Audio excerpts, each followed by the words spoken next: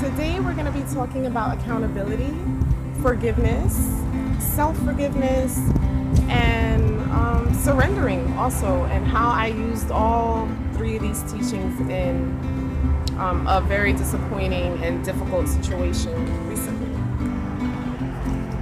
So I missed my mom's funeral, and the reasons behind it basically, I'll sum it up really quick because I want to get to the lesson. But how I missed it is actually important for you to understand how the surrendering and the lessons and all of this happened. So I was, dressed and ready to go to the services, and I actually had more than enough time to get there on time.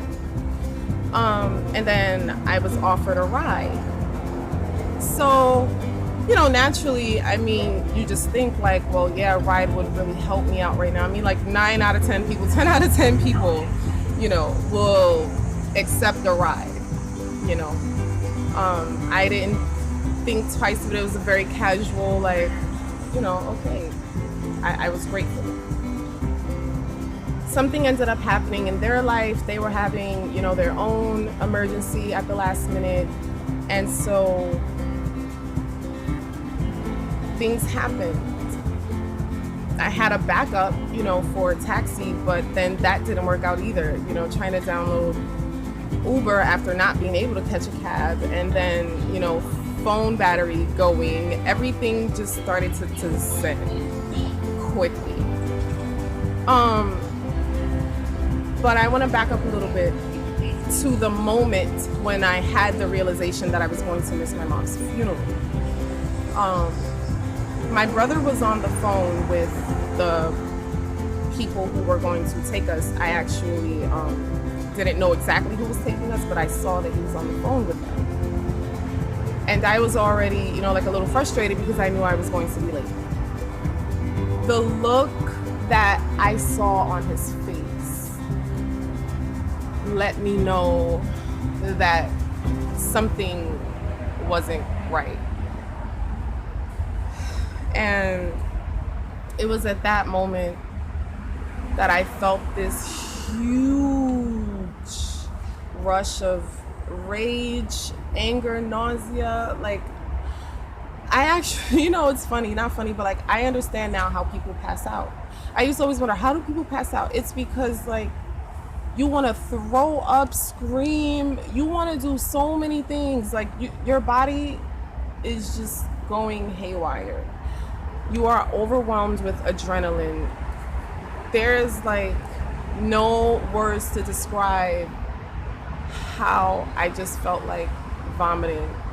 So that was the state I was in over the realization that I was going to disappoint so many people. And so I had to surrender at that moment. I remember becoming conscious of everything, and I was just like, okay, God, whoever is with me, whoever is listening, please help me right now. Please help me. This is not a good situation. So at that moment, I literally felt like a peace just kind of wash over me. And it was almost like I was being carried. It was like, the footprint in the sand quote. Basically, it's to that effect. I'm being carried right now. It is through the grace of every God that has blessed this planet that I didn't descend into victimization, rage, and just anger and guilt and all of these heavy, horrible emotions that I was being subjected to. I chose the other route of forgiveness, and I'll get into that in a minute, but I chose that route. And it was like an instant completion with the whole situation. Using the tools that I used from Radical Forgiveness, it was that point that I felt the full surrender happen. And so when I finally did come, when they finally did or was able to help us and was finally able to drive me, I had already been released from feeling like a victim, you know, because we all make choices in life. But the whole point is that I felt the surrender happen. When I arrived to the funeral place, I remember just thinking to myself, like, dang, I'm strong, but like, I disappointed my whole family at once. And friends. Like, I mean, that is, imagine walking into a place and having all of the subtle psychic subconscious energy being laser targeted at you, whether they were exhibiting the anger toward me or not is actually irrelevant. It was felt. These bugs are. It was felt. You have to have a pretty strong, some pretty strong spiritual muscles to deal with that intensity. I'll say that intensity. But I got through it. I got through it through surrendering to God and the higher power, because you know what? At the end of the day, I'm seeing like we are not always in control. Like, despite no matter what. And at the end of the day, we still have to surrender to that. It's so easy to blame others, you guys. Like, it's so easy to just say, oh, this person is fucked up, they did me wrong, oh, this person did this to me, oh, they're fucked up, they're unreliable, they're lazy, they're whatever. But at the same time, before you fix yourself to call anybody anything, how are you exhibiting those same qualities in your own life? Before you call someone lazy, how are you exhibiting being lazy in your life? How are you exhibiting the qualities of procrastination or just anything that, how are you doing the same thing? Everyone will disappoint you in life. That's just a given.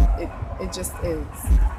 And developing the skill of finding the perfection in the situation instead of going unconscious, instead of descending into your lower chakras, you can rise, you know, to the top chakra and your third eye. I'll explain what this red dot is in another video, but we have a choice to descend into victimization or rise to the level of divine truth.